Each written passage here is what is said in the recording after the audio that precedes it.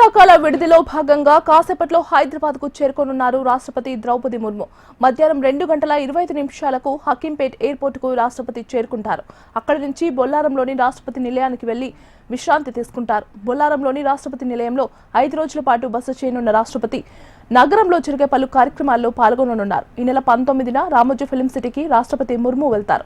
All India public service కమిషనర్ల జాతీయ సదస్సును ఆమె ప్రారంభిస్తారు. ఇక ఈ నెల 20న గచ్చిబౌలిలోని శాంతి సరోవర్లో జరిగే సదస్సుకు హాజరవుతారు ముర్ము.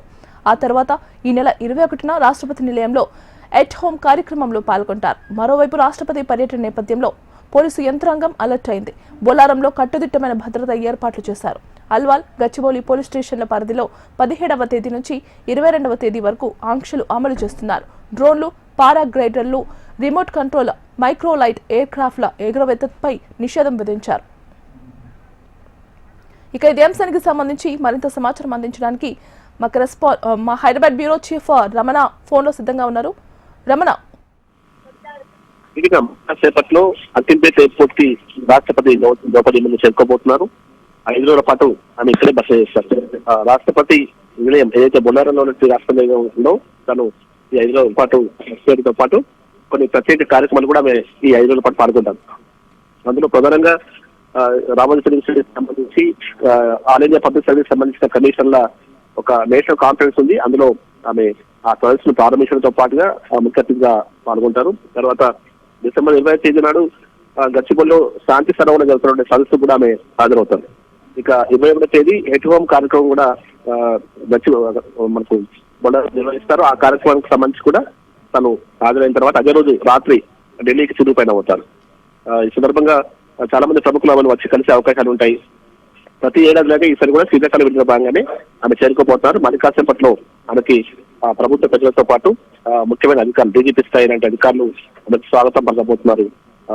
ప్రత్యేక వాహనంలో ఆమె సంబంధించిన కాన్వాయ్లో హకీంపేట్ నుంచి బొల్లారంకి ఆమె చేరుకుంటారు. అలాగే రమణ, చెప్పండి, ఇవి మీరు అన్నట్లు శీతాకాల విడుదల భాగంగా ముర్ము హైదరాబాద్ చేరుకుంటారంటున్నారు. అలాగే మరి ఈ సమావేశంలో, ఈ శీతాకాల విడిదికి సంబంధించిన సమావేశంలో ప్రధానంగా ఏం చర్చించే అవకాశం ఉంది? గట్టిగా శీతాకాల విడుదల భాగంగా ప్రతి ఏడు సాధారణంగా వచ్చేటువంటి పర్యటన ఇది. ఈ సందర్భంగా అంటే తను రెస్ట్ తీసుకోవడంతో పాటుగా కొన్ని అధికారిక కార్యక్రమాలు కూడా పాల్పంచుకుంటారు. దానిలో భాగంగానే వస్తుంది. ప్రత్యేకమైన సమావేశాలు అంటే ఏమీ ఉండవు. కేవలం శీతాకాల విడుదల భాగంగా తను హైదరాబాద్ చేరుకోవడంతో పాటుగా హైదరాబాద్ లో ఈ సందర్భంగా కొంతమందికి కార్యక్రమంలో పాల్గొనడానికి ఏదైతే ఆల్రెడీ అపాయింట్మెంట్ ఇచ్చారో ఆ కార్యక్రమంలో పాల్గొనడం, ఆ తర్వాత గౌరవార్థం చాలా మంది ఆమెను వెళ్లి కలవడం సరళసహజ అవుతుంది. అన్ని పార్టీకి సంబంధించినటువంటి ప్రజలు కలిసే అవకాశం కూడా ఉంటుంది. ముందు ఎవరైతే టైం తీసుకుంటారో ఆమెకు సంబంధించిన కలవడానికి అనుమతి తీసుకుంటారో వారికి మాత్రం పర్మిషన్ ఇస్తారు. ఏదేమైనా ప్రస్తుతం బొల్లారం రాష్ట్రపతి నిలయం పరిసర ప్రాంతాల్లో మాత్రం భారీగా పోలీసు బందోబస్తు కొనసాగుతోంది. ఆల్రెడీ ఏదైతే 17వ తేదీ నుంచి వచ్చే 22వ తేదీ వరకు డ్రోన్ల నిషేధం ఏదైతే మొత్తం గచ్చిబౌలి, ముఖ్యంగా అల్వాల్ పరిసర ప్రాంతాల్లో డ్రోన్ల నిషేధం కూడా ఆల్రెడీ పోలీసులు ఆదేశాలు జారీ చేస్తున్నారు.